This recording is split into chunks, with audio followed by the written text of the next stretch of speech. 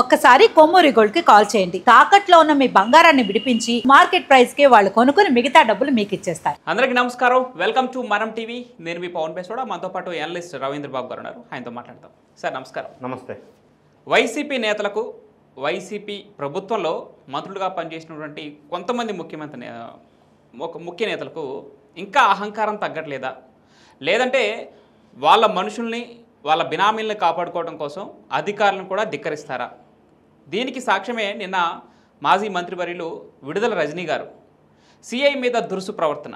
ఆ ప్రవర్తన ఎలా చూడాలి? ఆ పిఆర్ఓను కాపాడుకోవడం కోసం ఆమె చేసినటువంటి ఆ ప్రయత్నం, దాన్ని ఎలా చూస్తారు మీరు? ఆంధ్రప్రదేశ్లో ఇప్పుడు ఏం జరుగుతుందంటే, అక్రమాలు చేసిన వాళ్ళని సక్రమంగా అరెస్ట్ చేసే ప్రక్రియ కొనసాగుతుంది, పరంపర ఎవ్రీడే. అందులో విడుదల రజని అనేది ఒక కేసు. ఇటువంటి కాకాణి గోవర్ధన్ రెడ్డి కానీ ఇంకా చాలామంది, పెద్ద లిస్ట్ ఉంది ఇది. సో విడుదల రజని సబ్జెక్టు మనం మాట్లాడుకునేటప్పుడు నిన్న జరిగిన సంఘటన, సిఐ సుబ్బానాయుడు ఆయన మీద దురుసుగా ప్రవర్తించింది ఏమే అనేది వాస్తవం. వైఎస్ఆర్ కాంగ్రెస్ పార్టీ వాళ్ళ మీడియా ద్వారా వాళ్ళు చెప్పేది ఏంటంటే, ఆ సిఐ ఈమె మీద దురుసుగా ప్రవర్తించాడు అనేది వాళ్ళు వెలుగులోకి తీసుకొస్తున్న అంశం. దీన్ని పార్టీలకు అతీతంగా నిష్పక్షపాతంగా మనం ఒకసారి ఆ విజువల్స్ క్లిప్పింగ్స్ చూసినట్టయితే, ఒక సిఐ అధికారం ఏముందో ఆ అధికార పద్ధతిలో, ఆ ఫ్రేమ్ వర్క్లో ఈ నిందితుడిని తీసుకెళ్తున్న ఒక మాజీ ఎమ్మెల్యే కారులో నిందితుడు ఉన్నప్పుడు, అతని మీద కేసులు, అభియోగాలు ఉన్నప్పుడు, అతన్ని విచారణలోకి తీసుకోవాల్సిన పరిస్థితి ఏర్పడినప్పుడు పోలీసు వ్యవస్థలో రూల్స్ రెగ్యులేషన్స్ ప్రకారంగా ఈమె కారు ఆపారు. ఆపటం తప్పెలా అవుతుంది? రెండోది, నిందితుడిని కారులో పెట్టుకొని పోలీసులకి హ్యాండ్ ఓవర్ చేయకుండా దురుసుగా ప్రవర్తించటం తప్పు కదా. మరి ఉల్టా పల్టా మాట్లాడటంలో మీనింగ్ ఏంటంటే, మీరు అన్నట్టు అహంకారం అని నేను అన్నాను, కానీ ఈయన ఎవరైతే అందులో పిఆర్ఓగా చెప్పబడుతున్న శ్రీకాంత్ రెడ్డి అభియోగాలు ఏంటి ఒకసారి మనం ఆలోచించినట్టయితే, చిలకలూరుపేట ప్రాంతంలో రజనీ అప్పట్లో ఎమ్మెల్యే, తర్వాత మినిస్టరు. ఎమ్మెల్యేగా, మినిస్టర్గా అయిన తర్వాత అధికార దుర్వినియోగం చేసుకొని రకరకాల అక్రమ సంపాదన సంపాదించింది అనేది ఒక ఎలిగేషన్ ఉంది. అందులో ఇప్పటి వరకు వెలుగులోకి వచ్చింది స్టోన్ క్రషర్ దగ్గర 2.5 crores. ఇంకా నెక్స్ట్ స్టెప్, వాస్తవం ఏం జరిగింది, పసుమర్తి ప్రాంతానికి చెందిన ఒక ఏరియాలో, ఆమె నియోజకవర్గంలో జగనన్న కాలనీల కోసం ఇళ్ల స్థలాల సేకరణలో 1.5 crores ప్రభుత్వం నుంచి తీసుకొని వాళ్ళకి పేమెంట్ చేయలేదు. ప్రభుత్వం మారిన తర్వాత వాళ్ళు రైతులంతా గోల రచ్చ చేస్తే ఆ పేమెంట్ వెనక్కి ఇచ్చేసింది. అంటే తప్పు చేసింది వాస్తవంగా ఒప్పుకున్నారు కదా.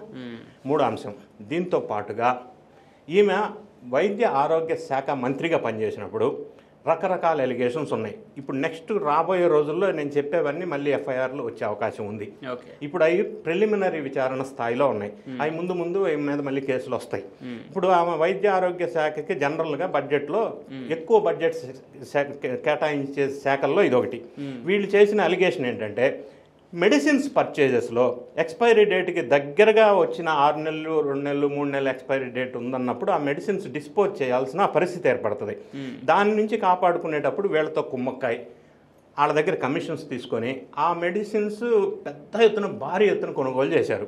అందులో ఎన్ని వేల కోట్లు లబ్ధి పొందారు, ఎవరు లబ్ధి పొందారో తేలవలసిన అవసరం ఉంది.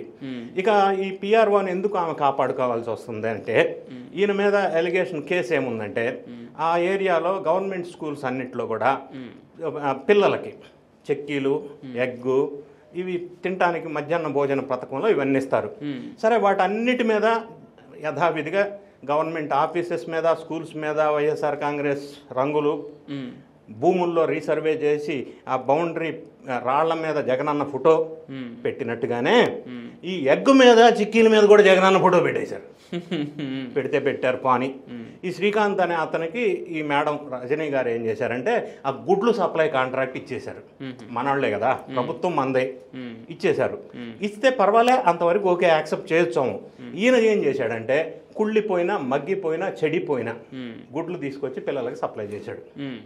అందులో ఐడెంటిఫై అయిన తర్వాత 28 lakhs అందులో దుర్వినియోగం జరిగిందని చెప్పి ఈయన మీద అభియోగం. ఈ కేసుకు సంబంధించి అరెస్ట్ చేయబలా, పోలీసులు చేయక్కర్లేదా? ఖచ్చితంగా చేయాలి. మరి చేయాలి అనుకున్నప్పుడు ఈ మాజీ మంత్రి ఆ మనిషిని ఈమె కారులో తీసుకెళ్ళి ఎందుకు ప్రొటెక్ట్ చేస్తుంది అంటే, పోలీసులు అంటే వాళ్ళ డ్యూటీ, వాళ్ళు విధి నిర్వహణకి ఆటంకం కలిగించటం కదా. ఖచ్చితంగా అటువంటి పనులు చేస్తూ ఉల్టా పల్టా పోలీసుల మీద, ఆ సిఐ మీద దుర్భాషలు ఆడటం. ఆ మాట్లాడుతుంది కారు మీద వేయొద్దు, టచ్ చేయొద్దు అంటుంది. మరి కారు మీద టచ్ చేయకపోతే నిందితుడిని ఎందుకు కారులో పెట్టుకొని తీసుకెళ్తున్నారు? మానుకొండపారు అని ఒక విలేజ్ చిలకలూరుపేట దగ్గర, అక్కడ దగ్గరికి వెళ్ళేసి ఆమె కారులో ఎక్కించుకొని ఇతను వస్తూ ఉంది. మరి పోలీసులు ఆపి విధి నిర్వహణ చేయాల్సిన బాధ్యత ఉంది కదా. ఈమె సపోర్ట్ చేసి ఆ క్యాండిడేట్ని అతనికి అప్పచెప్పేది ఉండే పోలీసులకి.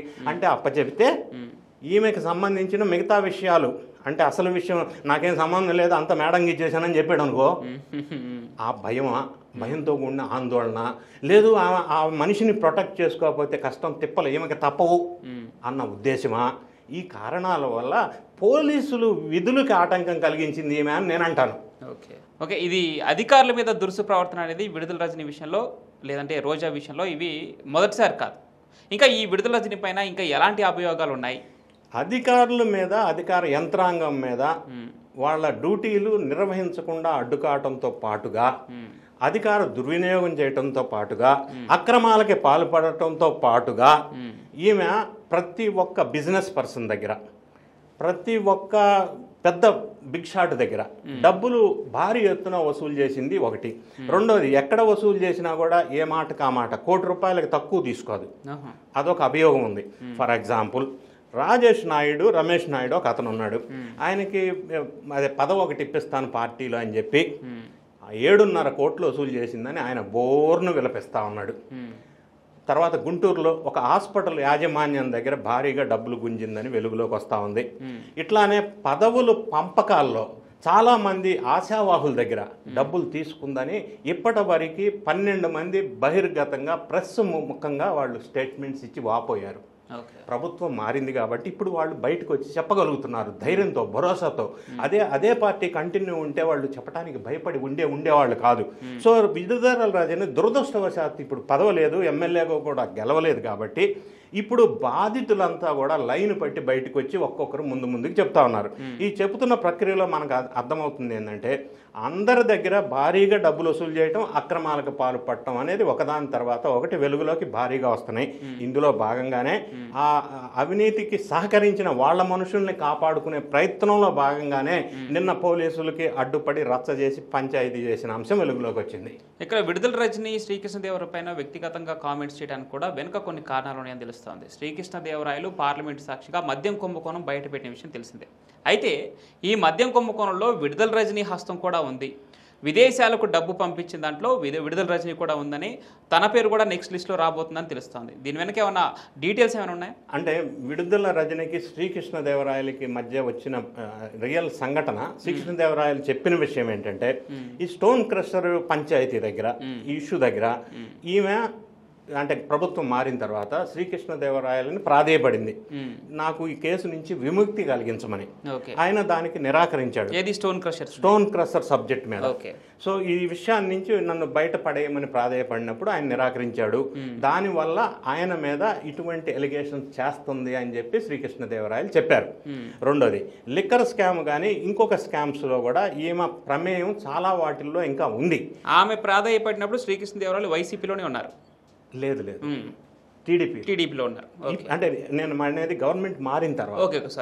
గవర్నమెంట్ మారింది కాబట్టి శ్రీకృష్ణదేవరాయలు అధికార పార్టీలో ఎంపీగా ఉన్నాడు కాబట్టి అప్పుడే కదా ఈ కేసు వెలుగులోకి వచ్చింది. కాబట్టి ఈమె ప్రాధాయపడింది, ఇక నాకు దీని నుంచి రక్షించమని. అది రాయబారం పంపించింది. అది కూడా రాయబారం చర్చలు కూడా గుంటూరులో జరిగినాయి.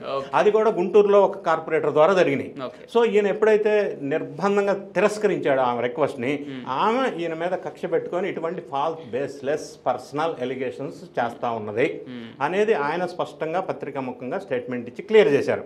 సో ఈ విధంగా ఈమె ఘన చరిత్ర గతంలో వీటన్నిటితో పాటుగా చిలకలూరుపేట టౌన్లో ఈ కేబుల్ ఆపరేషన్ చేసే ఒక బిజినెస్ ఉంటుంది కదా, సంస్థ, అది మొత్తం 5 సంవత్సరాలు ఈమె ఆధీనంలో భారీ బిజినెస్ చేసిందనేది వాస్తవం. ఆ ప్రాంత ప్రజలు, నియోజకవర్గ ప్రజలంతా కూడా చెప్తా ఉంటారు. దాంట్లో భాగంగా మళ్ళీ చాలా మందిని బెదిరించి డబ్బులు ఎక్కువ వసూలు చేసిందని రకరకాల డిఫరెంట్ వేరియస్ ఎలిగేషన్స్ ఈమె మీద ఉన్నాయి. వాటన్నిటిని తప్పించుకోవడం కోసమే వీళ్ళ అనుచరులను అరెస్ట్ చేయాల్సి వస్తే వీళ్ళు యాక్సెప్ట్ చేయలేకపోతున్నారు, వీళ్ళ పేరు ఎక్కడ బయటకు వస్తుందో అని. Right, thank you sir, thank you so much.